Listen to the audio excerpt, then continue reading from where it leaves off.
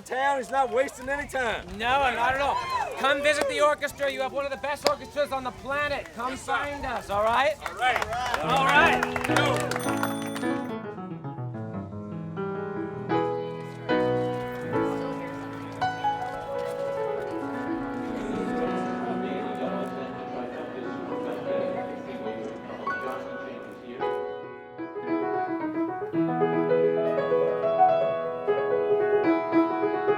We are going to Decca, which is one of many excellent restaurants in Nulu. And they also have this, I think, very cool downstairs lounge that hosts all sorts of different kinds of musical events. It's quite small, but I'm not sure they've ever had anything quite like this before. So we'll see. It'll come to me in the moment.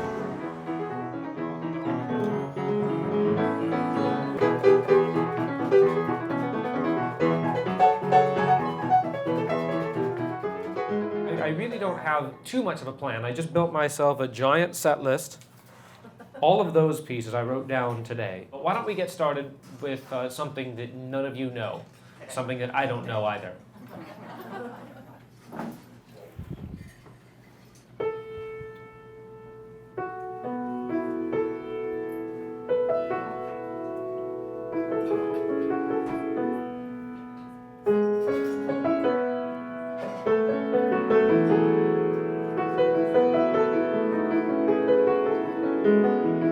Piano was never fun to practice, and so I got into this horrible thing of just not really developing on the instrument.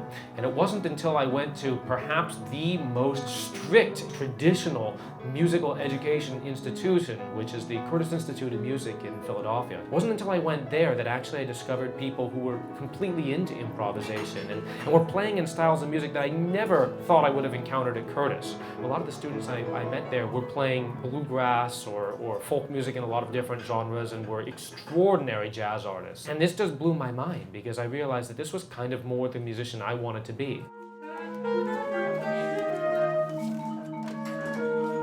The way the brain works and the way language works and the way music works, they're very, very closely connected.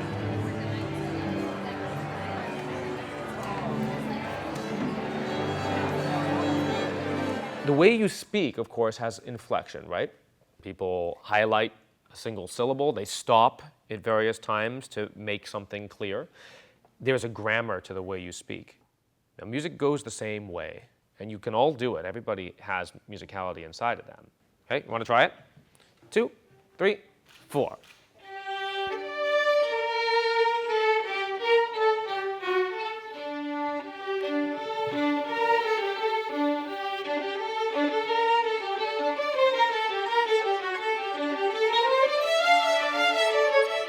Oh, good. So seconds.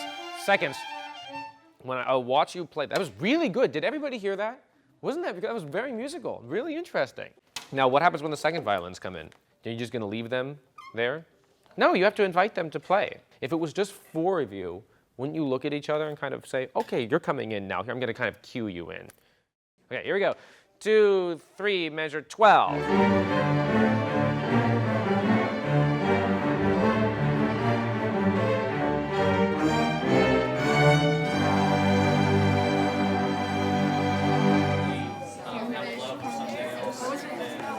And of course, going back to the great composers of the past, they all improvised.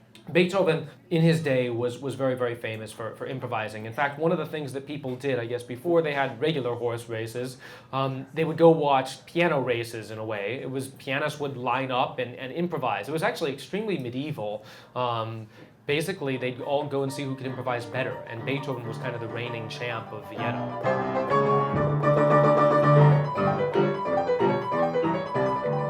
Music, somehow we've created this emotional language out of pure abstraction.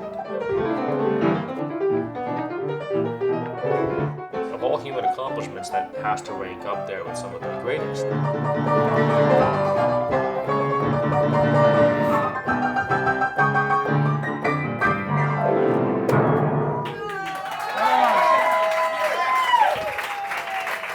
All right. We'll call it the St. Louisville Blues. Okay, there we go. All right.